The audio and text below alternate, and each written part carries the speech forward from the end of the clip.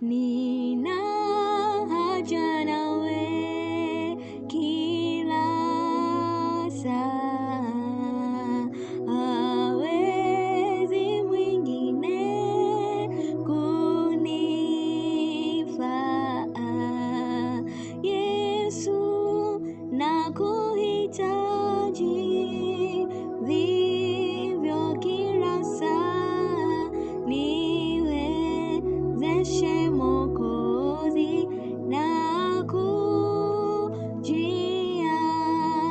Yesu, nakuhitaji vivyo kila saa. Niwezeshe Mwokozi, nakujia. Bwana Yesu apewe sifa.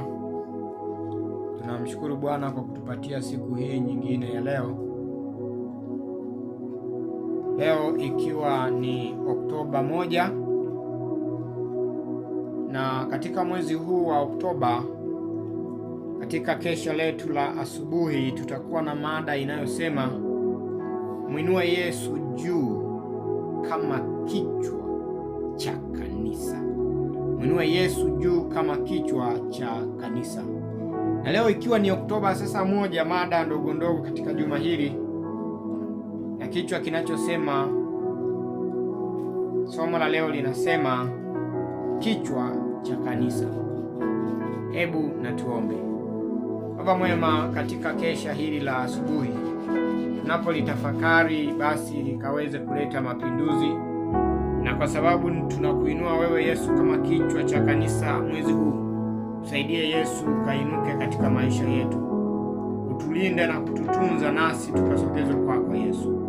Kwangu mimi msomaji pamoja na msikilizaji, somo hili likabadilishe maisha yetu, kwa sababu wewe Yesu tutakuwa tumekuinua juu kama kichwa. Kwa jina la Yesu Kristo Bwana wetu, amina. Somo letu lenye kichwa kinachosema kichwa cha kanisa limejengwa katika kitabu cha Wakolosai 1 ule mstari wa 18. Ukiwa na Biblia unaweza kufuatilia hapo kwa uzuri kabisa. Nalo linasema, naye ndiye kichwa cha mwili, yaani cha kanisa, naye ni mwanzo, ni mzaliwa wa kwanza katika wafu, ili kwamba awe mtangulizi katika yote. Nitarudia. Naye ndiye kichwa cha mwili, yaani cha kanisa, naye ni mwanzo, ni mzaliwa wa kwanza katika wafu, ili kwamba awe mtangulizi katika yote. Wakolosai 1 ule mstari wa 18. Tangu kupaa kwake kwenda mbinguni, Kristo amekuwa akiendeleza kazi yake duniani kwa njia ya mabalozi wake aliowachagua, ambao kwa hao amekuwa akizungumza na wana wa wanadamu na kuwahudumia katika mahitaji yao. Mkuu wa kanisa amekuwa akiongoza kazi yake kwa njia ya vyombo vya kibinadamu vilivyoteuliwa na Mungu kufanya kazi kama wawakilishi wake. Msimamo wa wale walioitwa na Mungu kutenda kazi katika neno na mafundisho ili kulijenga kanisa lake ni wajibu unaohitaji umakini mkubwa. Kwa niaba ya Kristo, wanatakiwa kuwasihi wanaume na wanawake kupatanishwa na Mungu, na kisha wataweza kutimiza utume wao tu kwa kupokea hekima na uwezo toka juu. Watendakazi wa Kristo ni walezi wa kiroho wa watu waliokabidhiwa na Mungu kuwatunza. Kazi yao inafananishwa na ile ya mlinzi.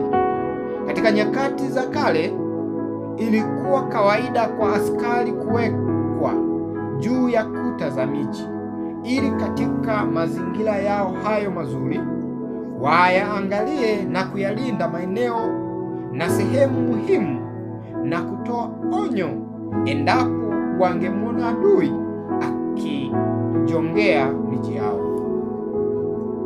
Usalama wa watu wote waliokuwemo ndani ya mji huu ulikuwa unategemea uaminifu wao. Katika wakati uliokuwa umepangwa, walitakiwa kuitana ili kuhakikisha kwamba wote walikuwa macho na kuwa hawakuwepo na madhara yaliyokuwa yamempata mmoja wao. Ukelele wa kutiana moyo au kuonyana ulichukuliwa toka kwa mlinzi mmoja kwenda kwa mwingine, na kila mmoja ilimpasa kuitikia sauti hiyo kwa kurudia mpaka mwangwi wa sauti hiyo ilipokuwa imezunguka miji yote. Ni fadhila kutoka kwa Mungu kwa walinzi walio kwenye kuta za Sayuni kuishi karibu zaidi na Mungu na kuvutia kwa urahisi na mguso wa Roho wake, kwamba anaweza kufanya kazi kwa kuwatumia ili kuwaambia wanaume na wanawake hatari inayowakabili na kuwaelekeza mahali pa usalama. Kwa uaminifu inawapasa kuwaonya juu ya matokeo ya hakika ya kuvunja amri za Mungu, na kwa uaminifu kuyalinda maslahi ya kanisa. Hakuna wakati wowote wanaotakiwa kulegeza umakini wao kazini. Sauti za tarumbeta zinapasa zipazwe na kusikika, na kamwe hazitakiwi kutoa sauti yoyote inayochanganya ama isiyoeleweka. Yeye atumikaye katika bendera yenye alama za damu ya Imanueli ana jambo hilo la kufanya linalohitaji juhudi za kishujaa na uvumilivu mkubwa. Lakini askari wa msalaba atasimama bila kuogopa katika mstari wa mbele wa pambano. Anatambua hitaji lake la kupokea nguvu toka juu. Ushindi anaokuwa ameupata humfanya aegemee na kumtegemea kwa uzito zaidi na zaidi Mungu mwenye nguvu. Kwa kutegemea uwezo huo, huwezeshwa kutoa ujumbe wa wokovu kwa nguvu zaidi na kufanya uteteme ndani ya mioyo ya watu wengine.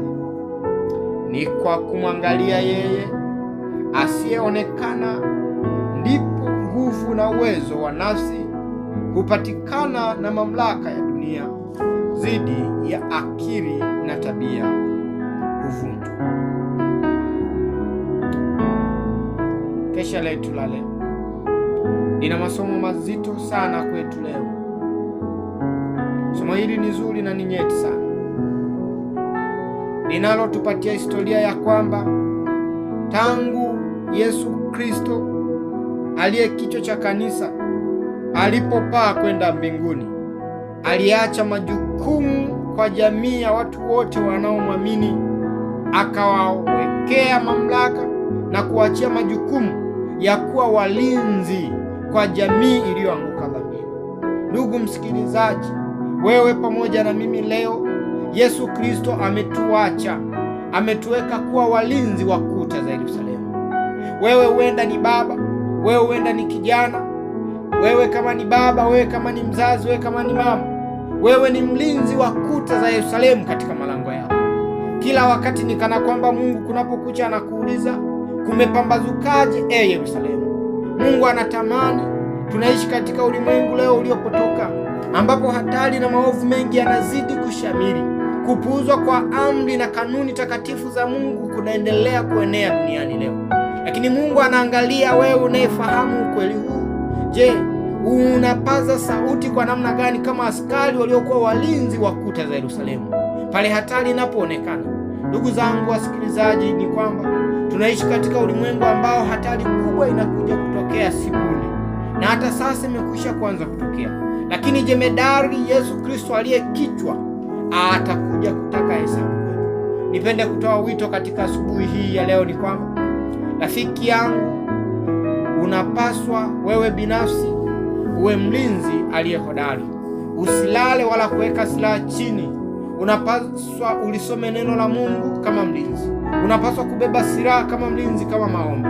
Kwa hivyo, ili uwe salama na hata jamii inayokuzunguka, unapaswa kuishuhudia habari ya kwamba wanapaswa kujiepusha na mambo yasiyompendeza Mungu, kwa sababu sisi kama walinzi tunapaswa kuhakikisha usalama. Nikualika asubuhi hii ya leo kutafakari neno hili. Tafakari maisha yako. Wakati mwingine hata wewe kama mlinzi umeweka silaha. Ni wapi ulipokosea? Ungama na kutubu leo, kwa sababu wewe ni mlinzi Bwana Mungu kanisa. Badili mienendo yako imwelekee na kumtukuza Mungu, na kwa namna hiyo wasaidie wengine wanaopotoka na kuteswa na yule ibilisi gizani.